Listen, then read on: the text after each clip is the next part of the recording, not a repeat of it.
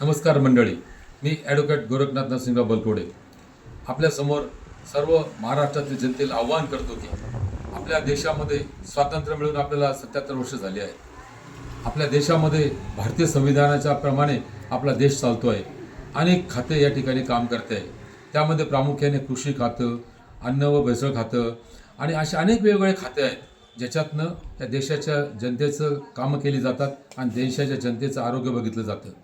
परंतु आज आपण बघितलं असेल की संपूर्ण महाराष्ट्रामध्ये 350 आय एस अधिकारी आहेत. त्या 350 आय एस अधिकाऱ्यामध्ये एकच आय एस अधिकारी खऱ्या अर्थाने स्वच्छ मनाने काम करायला लागला आणि आपल्या देशासमोर एक सगळ्यात मोठं सत्य समोर आलं.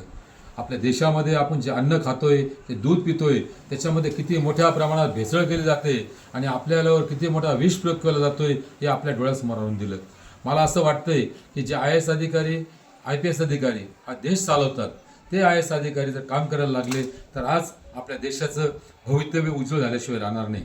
आज आपल्या देशासमोर जे दुधाचं खरं वास्तव समोर आणलं ते तुकारामजी मुंडे साहेब यांनी जे काम करून दाखवलं ते आज अख्ख्या देशात एकही आय एस ऑफिसर कळलेलं नाही आहे.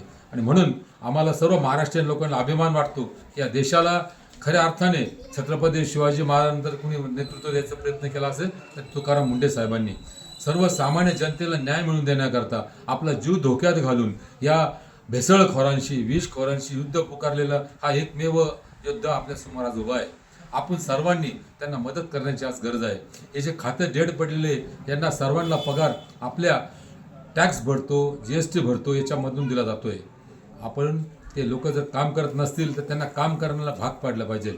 आपण जे आमदार खासदार निवडतो ते या लोकांकडून काम करून घेतात. परंतु आज दुर्दैव असं आहे की आमदार आणि खासदार कुठल्या प्रकारे काम करत नाही आणि म्हणून आज ही आपल्याला वेळ आलेली आहे.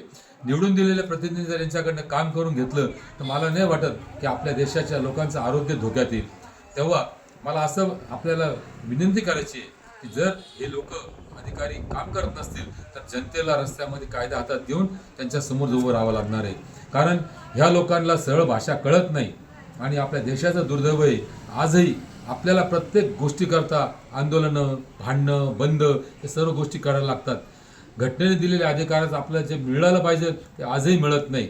मी स्वच्छ मनाने कुठलाही स्वार्थ न ठेवता आपल्या सर्वांना विनंती करतो की आपले अधिकार, आपल्याला जे घटनेने दिलेले अधिकार आहे, ज्या स्वातंत्र्याकरता आपल्या हजारो लोकांनी आपल्या रक्ताची आहुती दिली, अशा लोकांनी आपण ते स्वातंत्र्य भोगतोय आणि बहुजन समाजाचे लोक देशाचं रक्षण करत्या आणि व्यापारी वर्ग या देशामध्ये व्यापार करतोय. हा भेसळ करणारा सगळ्यात मोठा वर्ग जर असेल तर तो व्यापारी वर्ग आहे, तो परप्रांतीय आहे. मिठाईचे दुकानं, दुधाचे दुकानं, तेलाचे दुकानं, हे सर्व जे दुकान व्यवसाय करणारे लोक आहे, हे राजस्थान, मध्य प्रदेश या बाहेरच्या प्रांतातनं येऊन इथं व्यवसाय करतात आणि आपल्या भेसळ खाऊन आपल्या लोकांच्या जीवावर उठलेले यांचा प्रतिकार करायचा असेल तर आपल्या अधिकाऱ्यांकडून आपल्याला काम करून घेतलं पाहिजे आणि त्यांना मुंडे साहेबांचं उदाहरण दिलं पाहिजे. पुन्हा एकदा आपल्या सर्वांना विनंती करतो की आपण या सर्व गोष्टी करण्याकरता या मोठ्या आंदोलनामध्ये सहभागी व्हा ही विनंती. धन्यवाद.